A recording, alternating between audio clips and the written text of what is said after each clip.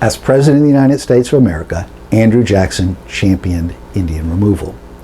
Andrew Jackson started his career as a congressman from Tennessee. At the time, Tennessee was moving from a territory to a state. And so Andrew Jackson became one of the leaders in the statehood movement from Tennessee. And when Tennessee became a state, Andrew Jackson was one of its first congressmen. After that service in Washington, Andrew Jackson returned to Tennessee and joined a local militia. He also bought land and became a planter. The two of these together helped him rise in social status. As a member of the militia, he fought against Native Americans, fought against the British, fought against other Europeans. As a planter, he was able to own slaves, jump into the burgeoning cotton industry, and become wealthy. His career received another boost with the War of 1812. Jackson raised an army of about 2,000 volunteers. Their militia marched down the Mississippi and arriving just in time for the Battle of New Orleans.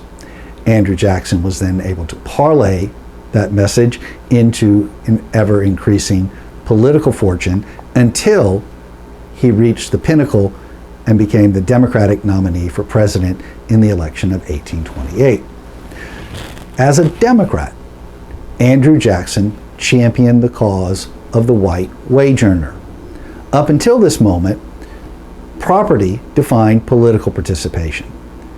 Only those who owned property could participate in politics.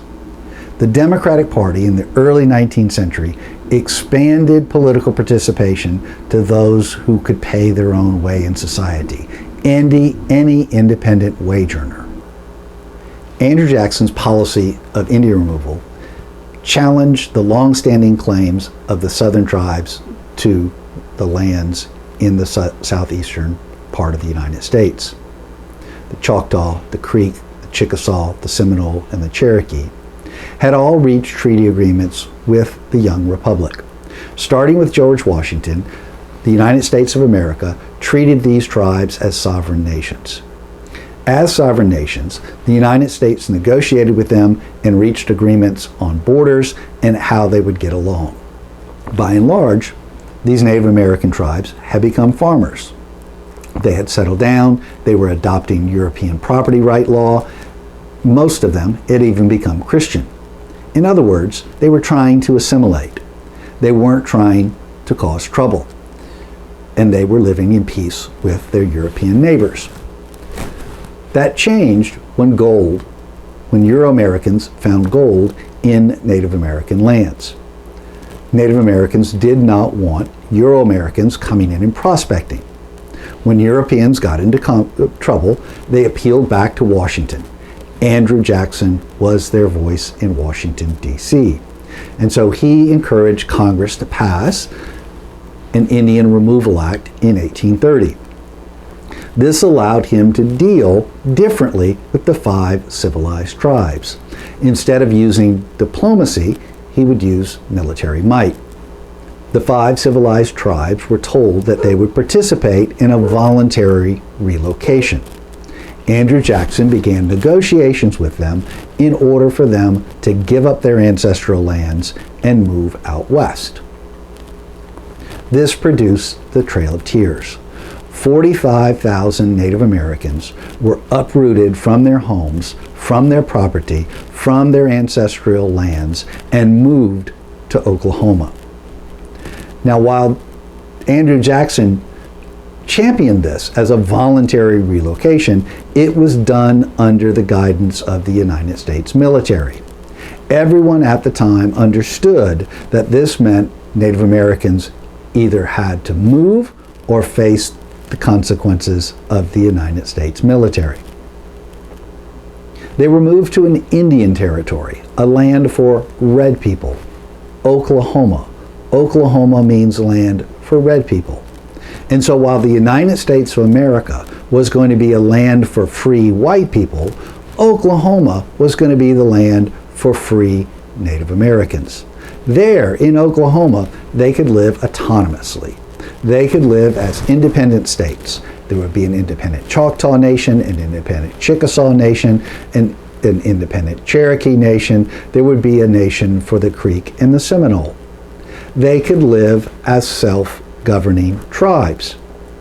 But they had to live under the watchful eye of the United States military.